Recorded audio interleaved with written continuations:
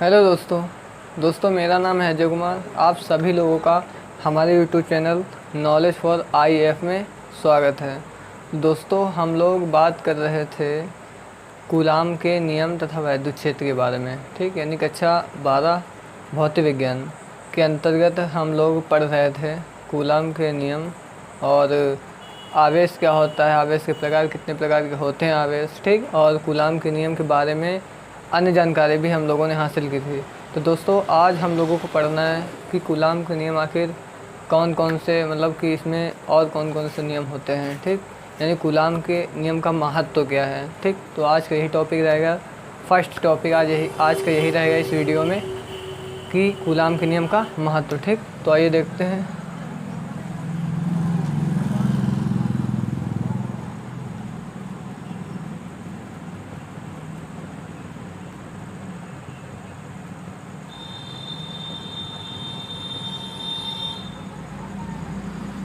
ठीक, तो दोस्तों कूलाम का नियम क्या होता है, तो आप लोगों को मैं पहले परिभाषा लिख दे रहा हूँ, ठीक। आप लोग पहले परिभाषा देख लीजिए, उसके बाद मैं आपको उसी परिभाषा के थ्रू समझा दूंगा, ठीक। तो दोस्तों कूलाम के नियम की परिभाषा के अनुसार क्या है कि कूलाम का नियम सिर्फ आवेशित पदार्थों के मध्य, यानी आप लोग जानते हैं कूलाम का नियम क्या होता है कि दो आवेश रहते हैं और इनके बीच की दूरी कुछ रहती है आर वगैरह, ठीक, और इनके बल जो एफ यानी बल इनके द्वारा आकर्षण प्रतिकर्षण बल ज्ञात करना होता है, ठीक। तो केवल कूलाम के नियम जो का महत्व तो कहना चाहता है कि कूलाम का नियम सिर्फ यानी आवेशित पदार्थों के मध्य लगने वाले बल को ही नहीं बताता, बल्कि यह जो नियम है यह परमाणुओं में इलेक्ट्रॉनों को नाभिक से बांधने वाले बल को भी बताता है। यानी कूलाम का नियम यह भी बताता है कि जो इलेक्ट्रॉन होते हैं वो नाभिक से किस बल यानी किस प्रकार से बंधे रहते हैं, ठीक। एक बार दोबारा देख लीजिए, कूलाम का नियम सिर्फ आवेशित पदार्थों के मध्य लगने वाले बल को नहीं बताता, बल्कि यह नियम परमाणु में इलेक्ट्रॉनों को नाभिक से बांधने वाले बल को भी बताता है, ठीक। तो दोस्तों पहले आप लोग इसको लिख लीजिए, फिर एक स्टेप इसके बाद और लिखना है, ठीक। इसको पहले आप लोग नोट कर लीजिए अच्छे से।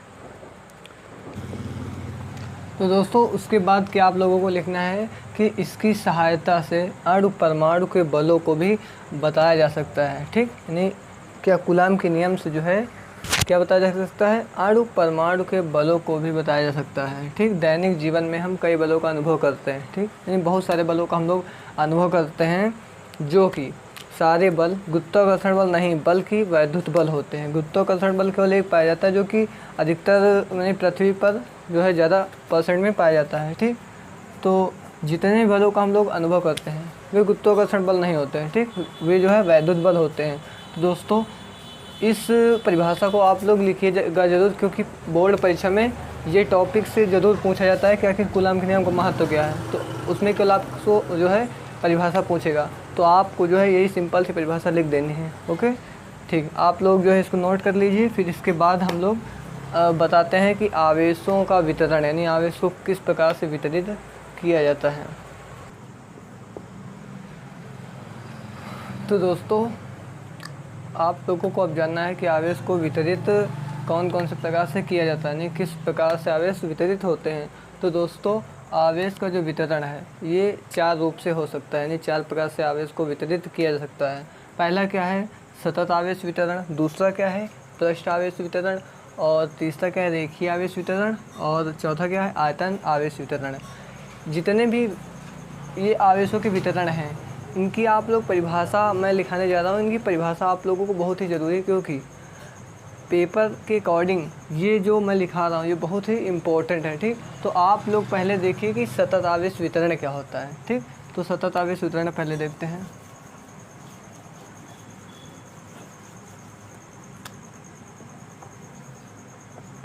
बात करते हैं सतत आवेश वितरण क्या है, ठीक। तो आप लोग देखिए, तो दोस्तों देखते हैं कि सतत आवेश वितरण क्या है। तो जब बहुत सारे आवेश एक साथ उपस्थित हों, ठीक, यानी जब बहुत सारे आवेश एक साथ वितरित होते हैं, यानी कहीं पर भी अगर बहुत सारे आवेश एक साथ मतलब भिन्न भिन्न प्रकार से जो है यानी वितरित यानी फैले हुए हैं, तो इस प्रकार के आवेश वितरण को क्या कहेंगे, सतत आवेश वितरण। आप लोग, आशा करता हूँ कि आप लोग इसको समझ गए होंगे कि इसमें कुछ नहीं, केवल आप लोगों को कॉन्सेप्ट मतलब कि समझना है कि आखिर ये कहना क्या चाह रहा है कि जब बहुत सारे आवेश एक साथ वितरित होते हैं, नहीं जब बहुत सारे आवेश एक साथ वितरित होते हैं तो इस प्रकार के आवेश को क्या कहते हैं, सतत आवेश वितरण कहते हैं। अब इसके बाद बात करते हैं पृष्ठ आवेश वितरण क्या होता है। दोस्तों जब आप लोग चारों प्रकार के आवेश वितरण जान जाएंगे तो आप लोगों को पता चल जाएगा आखिर इन परिभाषाओं का आखिर मतलब क्या होता है। ठीक, तो अगला देखते हैं पृष्ठ आवेश वितरण।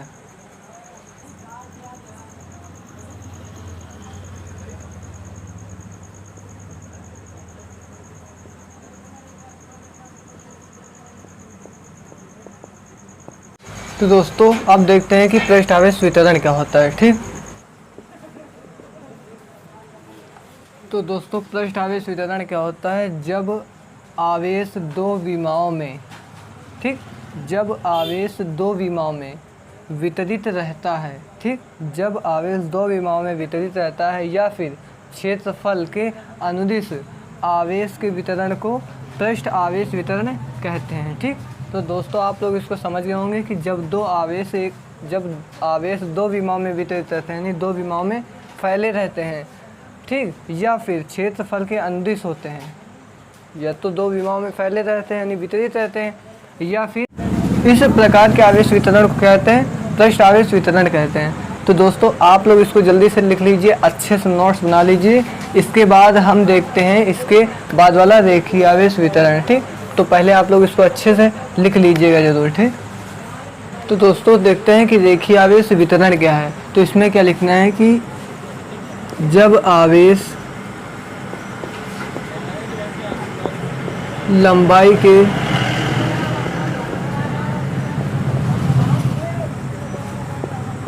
अनुदिश या एक रेखा के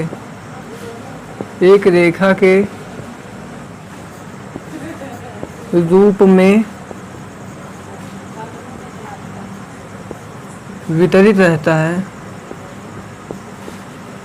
वितरित रहता है, ठीक, तो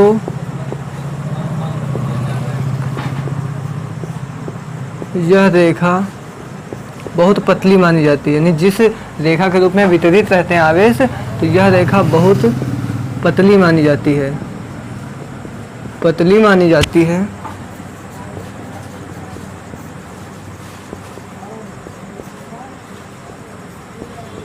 ठीक, तथा पूरा आवेश जो होता है इस पतली तार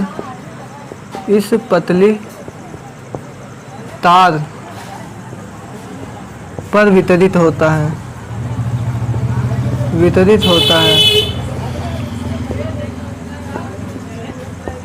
ठीक। तो इस प्रकार के आवेश वितरण को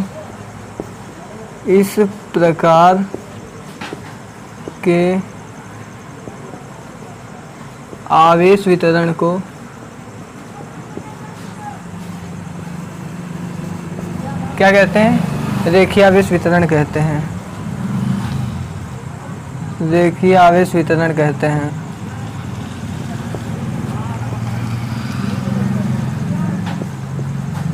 हैं, ठीक। तो दोस्तों इसके अकॉर्डिंग क्या है कि जब आवेश लंबाई के अनुदिश या एक रेखा के रूप में वितरित रहता है, यानी जब आवेश जो होता है वो लंबाई के अनुदिश या एक रेखा के रूप में वितरित रहता है, तो यह रेखा बहुत पतली मानी जाती है। यानी जिस रेखा पर आवेश वितरित रहता है यह रेखा जो बहुत पतली मानी जाती है, तथा पूरा आवेश इस पतली तार पर, यानी इस पतली रेखा कहो या तार कहो, ठीक, या इस पतली तार पर वितरित रहता है, तो इस प्रकार के आवेश वितरण को रेखीय आवेश वितरण कहते हैं। ठीक, तो दोस्तों ये भी आप लोग नोट कर लीजिए। दोस्तों मैं ये तो नहीं जानता कि आप लोग इन परिभाषाओं पर कितना इम्पोर्टेंस देते हैं, पर आप लोग एक बार पुराने जो पेपर हैं बोर्ड परीक्षा उनमें देखिएगा, तो उनमें इस प्रकार के बहुत सारे क्वेश्चन जो लगातार आए हैं कि रेखीय आवेश वितरण क्या है, पृष्ठ आवेश वितरण क्या है। तो इसलिए मेरे हिसाब से आप लोगों जो है ये आप लोगों के लिए बहुत ही इम्पोर्टेंट हैं ये परिभाषाएँ।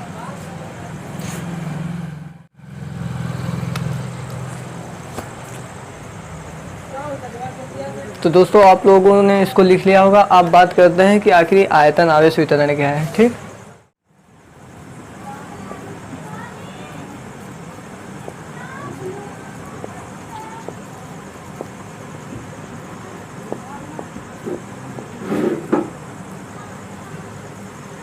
तो दोस्तों अब देखते हैं कि आखिर ये आयतन आवेश वितरण क्या है। ठीक, इसमें एकदम सिंपल सी परिभाषा है कि जब आवेश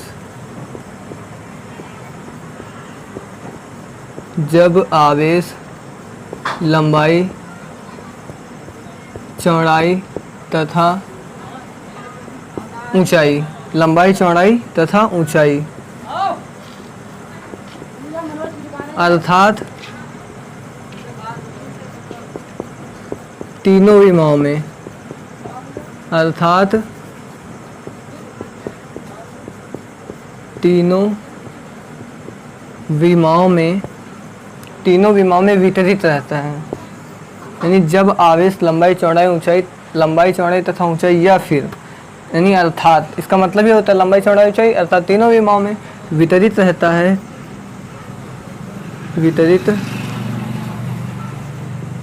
है, तो इस प्रकार के आवेश वितरण को क्या कहते हैं? आयतन आवेश वितरण। ठीक, आयतन आवेश वितरण कहते हैं। तो दोस्तों आप लोग इसको भी जल्दी से नोट कर लीजिए फिर। ठीक, इसके बाद हम लोग डिस्कशन करने वाले हैं माध्यम का परावैद्युतांक, यानी परावैद्युतांक के बारे में बात करने वाले हैं। ठीक, तो दोस्तों पहले आप लोग इसको जल्दी से नोट कर लीजिए। ठीक, फिर इसके बाद हम आगे बताते हैं।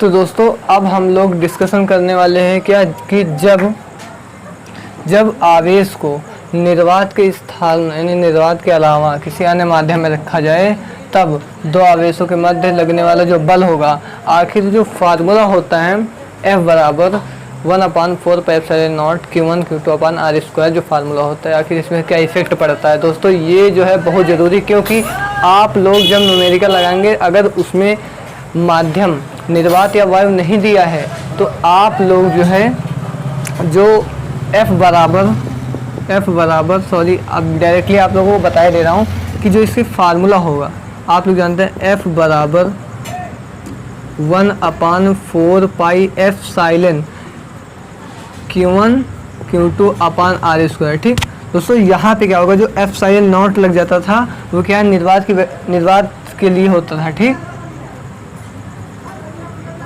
यहाँ पे आप लोग हमेशा देखते होंगे कि यहाँ पे नॉट लगा रहता है, पर यहाँ अब नहीं लगेगा, क्योंकि यहाँ कोई अन्य माध्यम आ गया है। ठीक, अगर निर्वात या वायु होता तब तो यहाँ पे ε0, क्योंकि निर्वात के लिए होता है ε0, पर यहाँ कह रहा है कि जब आवेश निर्वात के अलावा किसी अन्य माध्यम में रखा जाए, तब जो है दो आवेशों के मध्य लगने वाले बल का जो फार्मूला होता है वो क्या होता है, सिंपल है कि F बराबर 1/4πε, एप्सिलॉन क्यों कहेंगे। ठीक, Q1 Q2/r²। ठीक, आप लोग इसको ज़रूर लिखिएगा। ठीक, तो आप लोग जल्दी से इसको नोट कर लीजिए, फिर इसके आगे देखते हैं कि आखिर परावैद्युतांक क्या होता है, कि माध्यम का परावैद्युतांक। तो दोस्तों अब देखते हैं कि आखिर माध्यम का परावैद्युतांक आखिर क्या होता है। तो दोस्तों इसमें भी आप लोगों को एक परिभाषा के बारे में ही जानना है। ठीक, और इससे आप लोगों को एक जो है न्यू फार्मूला आप लोगों को प्राप्त होगा।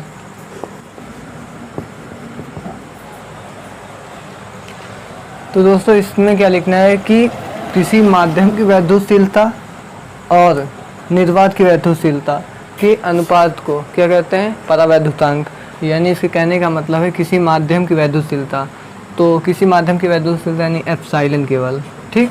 और क्या कह रहे हैं? और निर्वात की वैद्युतशीलता, निर्वात की वैद्युतशीलता होती है एप्सिलॉन नॉट, ठीक, के अनुपात को क्या कहते हैं?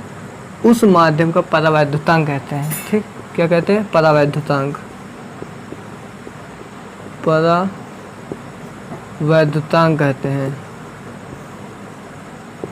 ठीक। ये आपका होता है फार्मूला। लेकिन परावैद्युतांक को जो है के से व्यक्त करते हैं। इसको क्या कहते हैं? के से व्यक्त करते हैं।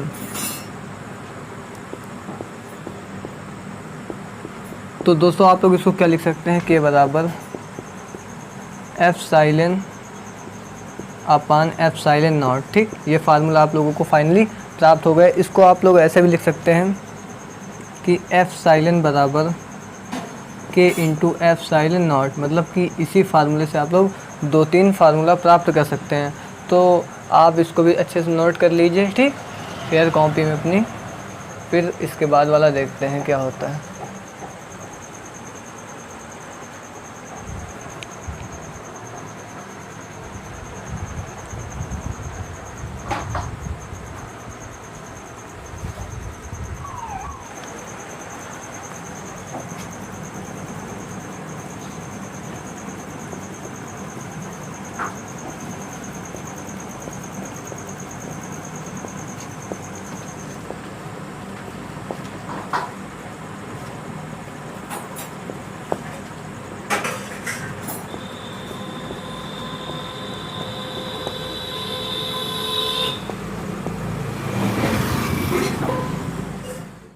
तो दोस्तों अब देखते हैं कूलाम के नियम संबंधी, यानी कूलाम के नियम संबंधी महत्वपूर्ण बिंदु।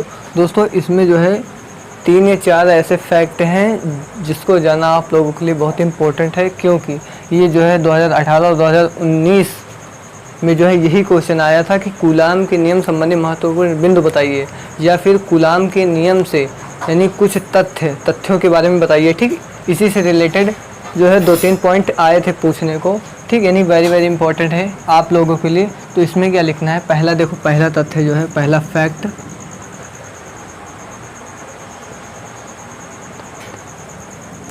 क्या है कि कूलाम का नियम प्रायोगिक प्रेक्षणों पर आधारित है।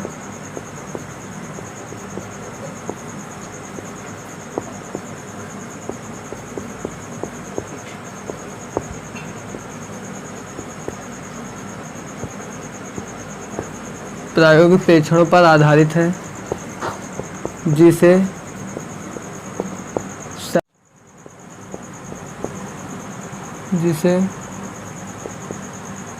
सैद्धांतिक रूप से स्थापित नहीं किया जा सकता, स्थापित नहीं किया जा सकता, ठीक।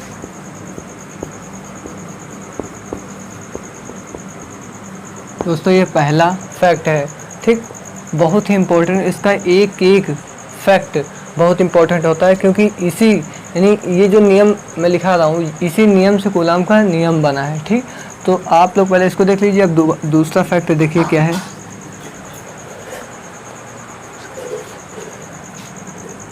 यह नियम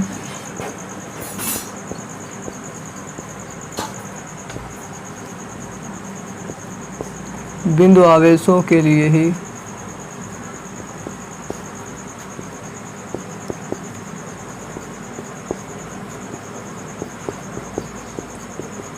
सत्य हैं। यानी आप लोगों ने कूलाम का नियम देखा है, 2 बिंदु आवेश होते हैं, Q1 और Q2, ठीक। अगर वो बिंदु आवेश हैं, बिंदु आवेश के रूप में है आवेश, तो ही यह नियम उसमें लागू होगा, वरना नहीं होगा, ठीक। अब इसके बाद तीसरा फैक्ट देखिए।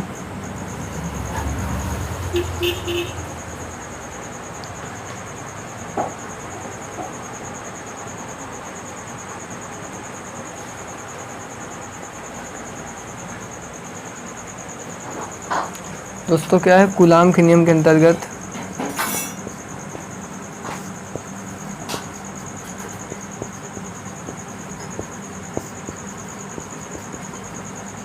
कूलाम के नियम के अंतर्गत जो कार्यरत बल होता है, कार्यरत एक संरक्षी बल होता है, एक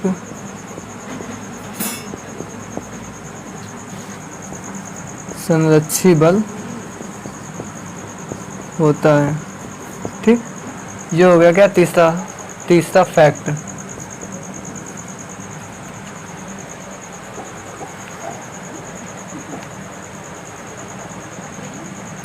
तो दोस्तों आप लोग पहले यहाँ तक लिख लीजिए, उसके बाद इसका जो है एक लास्ट पॉइंट बचा है जो कि बहुत ही इम्पोर्टेंट है। ठीक, उस पर ही पूरा कूलाम का नियम जो है बेस्ड है, उसी पर। तो 3 नंबर तक आप लोग लिख लीजिए, इसके बाद चौथा नंबर बताना है।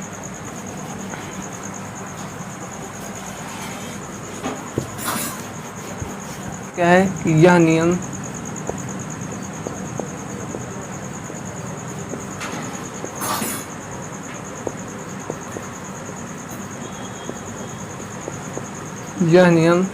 नाभिकीय दूरियों, यानी नाभिकीय दूरी क्या होता है 10⁻⁻15।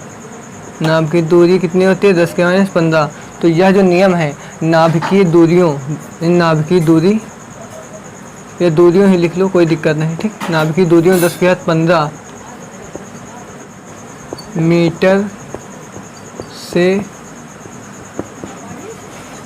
मीटर से बड़ी दूरियों के लिए सत्य है, बड़ी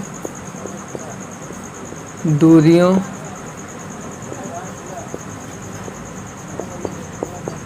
के लिए ही सत्य है। ठीक, इसमें देखो क्या है कि यह नियम नाभिकीय दूरी 10⁻15 मीटर, यानी जो है नाभिकीय दूरी 10⁻15 होती है। तो जो कूलाम का नियम है, यानी आप लोगों ने देखा होगा कि 2 बिंदु आवेश रहते हैं, इसके बीच की दूरी हम लोग कुछ मानते हैं। तो जो बीच की दूरी है ये 10 की घात, यानी नाभिकीय दूरी कितनी होती है 10⁻15। तो 10⁻15 से बड़ी दूरी है तो कूलाम का नियम इस पर लागू होगा, यानी दो बिंदु आवेशों के बीच यह जो नियम है कूलाम का नियम यही तभी लागू होगा जब इसके बीच की जो दूरी होगी 10⁻⁻15 मीटर से ज़्यादा होगी। ठीक, तो आप लोग इसको भी लिख लीजिए, बहुत इम्पोर्टेंट है ये वाला। ठीक, इसके बाद देखते हैं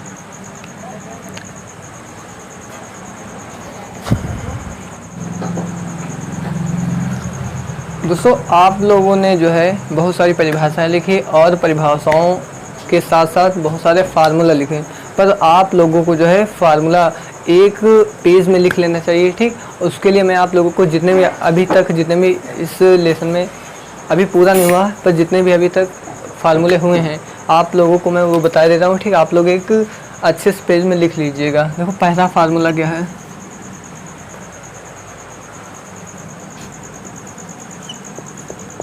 E बराबर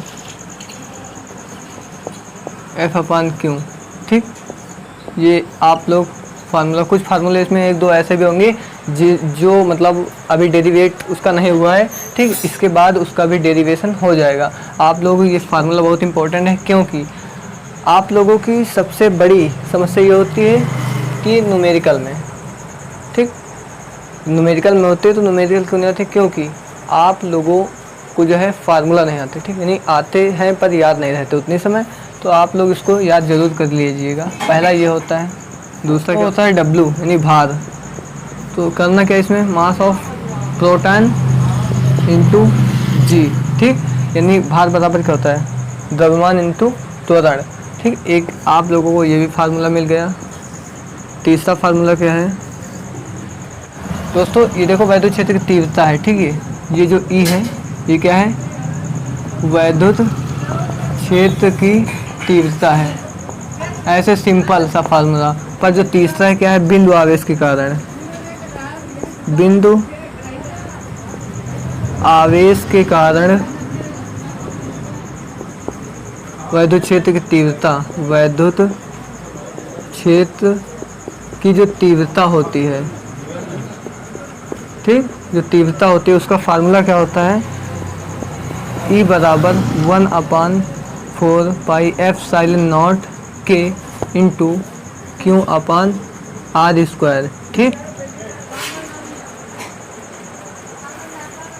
ठीक, ये होता है। यहाँ पे जो के है ये क्या है, यानी अगर ये निर्वात या वायु में होगा तो के का मान 1 आप लोग यहाँ पे रख सकते हैं। तो दोस्तों आप लोगों को ये पता होगा कि जो 1/4 सॉरी ये के आप लोग ना रखें फिर भी कोई दिक्कत नहीं, क्योंकि देखो यहाँ अगर आप लोग के भी रख रहे हैं तो केवल इतने का मान यहाँ पे क्या होगा 9 × 10⁹, यानी आप लोग इसको लिख सकते हैं 9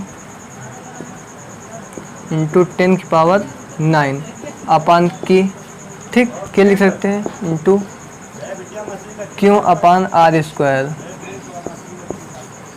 ठीक। ये आप लोगों को फार्मूला बहुत ही अभी न्यूमेरिकल में इसका जो है बहुत ही उपयोग होगा। तो इसके बाद देखते हैं चौथा न्यूमेरिकल, चौथा फार्मूला, n बराबर m/me, यानी जो संख्या अभी आप लोगों को इसमें संख्या भी ज्ञात करने को आएगा, ठीक। तो n का मान ज्ञात करने के लिए मास अपान मास ऑफ इलेक्ट्रॉन, यानी इसका मतलब होता है कुल द्रव्यमान। अभी आप लोग लिख लीजिए, फिर न्यूमेरिकल में इसकी हम डिस्कशन इसके बारे में करेंगे, ठीक। कुल द्रव्यमान बटे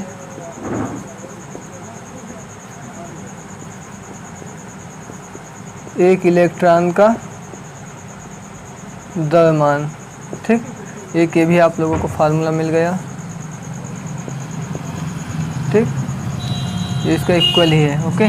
अब आप लोग पहले इसको नोट कर लीजिए, इसके बाद वाले फार्मूले देखो यहाँ पे देख लो, पाँचों क्यों बराबर Ne, यानी आवेश के बारे में जब आप लोगों ने जाना था तो ये आप लोगों को फार्मूला जो है मालूम हुआ था, तो ये इसको भी याद रखना है। छठा फार्मूला है कि अगर कभी भी द्रव्यमानों में परिवर्तन होगा, यानी यहाँ पे देख लीजिए